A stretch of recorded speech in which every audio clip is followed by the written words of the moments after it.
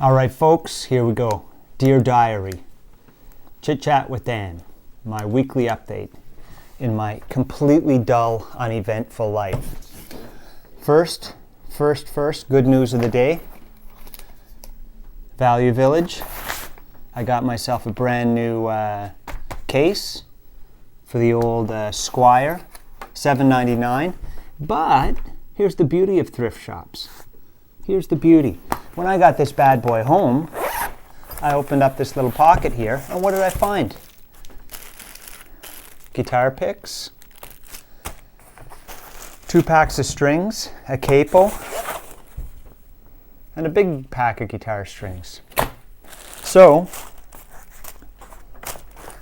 $9.09 got me all this. And check this out. Nice small light case. I can put it on my back. Put the old guitar on my back, bike around to some nice corner downtown, and perhaps busk this summer when we don't all die of COVID.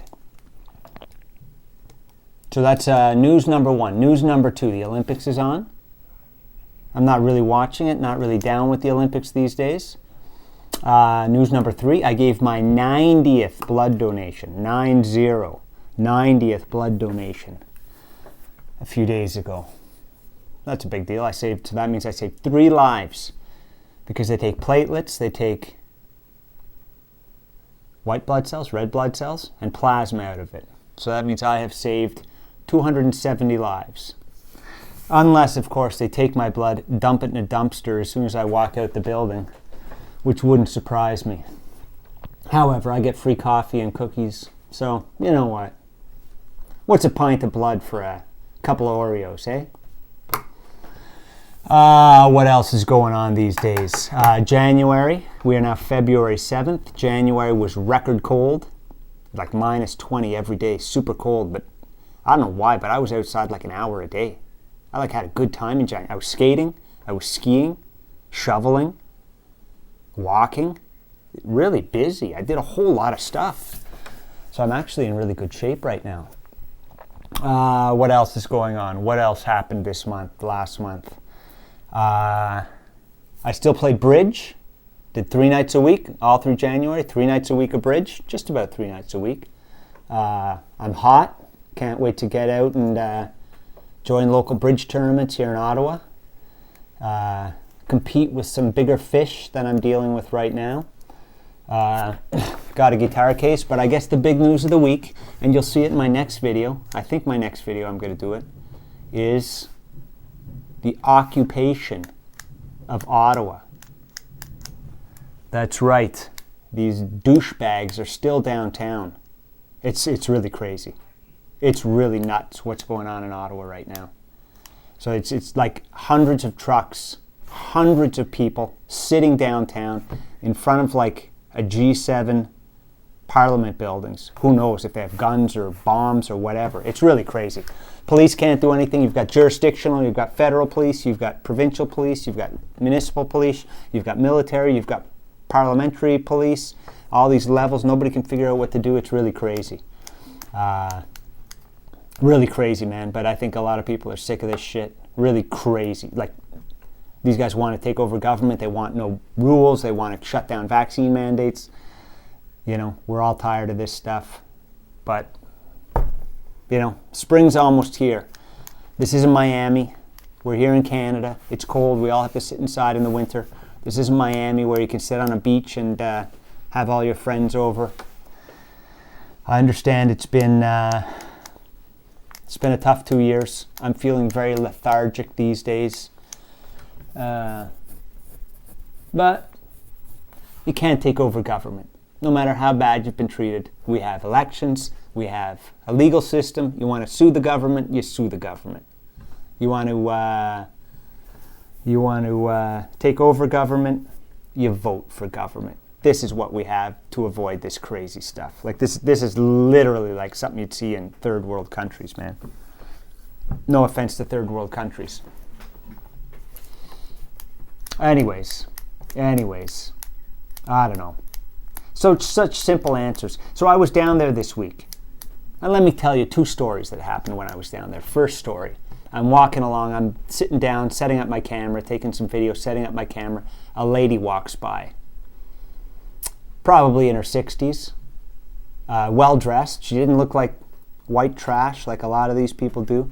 Not camo, not your typical kind of, I don't know, truck stop kind of girl. Nothing wrong with truck stop girls. Just giving a visual picture here. Anyways, well-dressed woman. Looked like she could have been from Toronto or Ottawa or Montreal. She walks up and she says, "Oh, what are you doing?" And I say, "Well, I'm from Ottawa. I'm taking some video here." And she says, "Who are you doing that for?" And I say, "Well, just for me. I like to document my city. It's a beautiful city. It's a nice city. Maybe if I make videos, people will look at them in 20, 30 years and learn something about their city." And she says, "This is wonderful, isn't it?"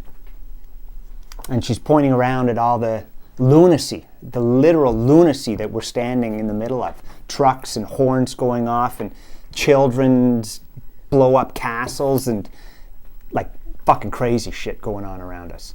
And she's like, "This is wonderful." And I kind of looked at her and I couldn't tell if she was joking or not because she looked like she was a normal Ottawa woman. I said, "Well, it's maybe not so wonderful for the people who had to shut their businesses down." And she says, "Oh, no, they were closed already. Trudeau had them closed already." And I kind of looked at her again, like, is she joking? And I said, no, these guys shut the business down. There seems to be a lot of cluelessness there. Story number one. A second delusion with these guys is I'm walking by and they've got a stage set up in front of Parliament and they're giving speeches, rah, rousing up the troops, everybody cheering and screaming and happy. Anyways, there's one guy on stage saying crime is down in Ottawa, and they're all patting themselves on the back because crime is down. Crime is down, yay, crime is down. And it's like, I don't think so. Crime is up through the roof. It's you guys that are the criminals. If you remove the fact that you're criminals, then there's no crime, I guess. You can have a DJ and you can dance on the middle of the street. That doesn't mean it's legal to do. It's really crazy. It's deluded, stupid people. Stupid people are the most dangerous, man. I'll tell you that. Stupid people, they're unpredictable, and they don't know they're stupid. They don't know they're stupid is the problem. And I don't know, man. It's crazy. This is a right-wing kind of thing, not to necessarily break it up this way. I think the problem is on the right. And our right-wing politicians in Ottawa, and money flowing in from America. Tons of money flowing into Canada right now supporting this stuff. It's really crazy. Right-wing politicians in the States are playing this thing up. Here's the problem with the right. They have no solutions to anything. They have no policy. Nothing. Literally nothing. Problems don't exist. Climate change isn't real. That's it. And COVID, it's a lie, it doesn't exist, or it's Trudeau's fault, or it's Bill Gates' fault. There's a boogeyman. Those are the two things. There's no policy, because if something isn't real, climate change, you don't have to make a policy for it. If Trudeau's behind it, well, then you can go and overrun the Capitol, and I don't know, who knows where this all goes. Doesn't look like it's ending anytime soon. But, if it's Trudeau's fault, then this stuff's legitimate. Then A-OK, and we got right-wing politicians here in Canada playing this stuff up, playing a dangerous game, man. Stupid. Simple stuff. Years ago, let's go into another story here. Years ago, I used to have a blog. And for a while, I was writing this blog, and I would, this would be like Iraq War, Stephen Harper, Netanyahu and Israel, whatever, and every week I would write stuff to write about politics and just say they're corrupt and this and that, and it was easy to write, clearly easy to write, and then I would get comments, "Yeah, you're right, George W. Bush is the devil," or whatever. But then after like 18 months of writing this blog, I was kind of like scratching my head, I'm like, this is too easy. Like, I didn't like getting the encouragement for saying everybody was correct. It didn't make any sense either. At some point it started to feel very empty to me. So I said, well, I'm a pretty smart guy. I'm the smartest guy I know. So let's solve some of these problems, Dan. You're so smart, why don't you solve them? And you know what you find out when you get into these things? They're long. Israel, Palestine, whatever. Iraq War wasn't. That was pretty terrible. But all these other problems, most other problems in the world are long, protracted, difficult problems, can't be solved, almost impossible. Humans are complex, tricky things to work around. And I think when you dive into certain problems and you try to solve them, you realize how difficult the politicians have it. And you're not so heavy on them. I'm a lefty. And I voted for Trudeau. When Trudeau was elected, I never posted anything online. Nothing online saying, rah, rah, Trudeau, we're the greatest, ha, ha, screw you, conservatives, screw you, Stephen Harper, ha, ha, ha. Because I understood the day Trudeau was elected, he was going to disappoint me. Because he simply can't live up to all the promises he made. On the other hand, Doug Ford, the clown of the century, is the premier of our province. And I also understood that, I didn't post anything saying, oh no, the end of the world, we got this guy here. Because I said, maybe he can impress me. I'll give him a chance to impress me. He did impress me. Trudeau did disappoint me. I was right. But there's no point in these memes. There's no point in posting these endless displays of hatred towards your political opponent. Do I put comments online sometimes? Yeah, sure. Does it do any good? I mean, whether I like it or not, I want Doug Ford to succeed.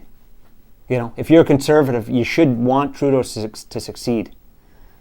And I think this is a real problem. And I think these pithy little, stupid little memes, posting all this nonsense, calling everybody the devil and Hitler, it's not helpful, folks. It's not helpful.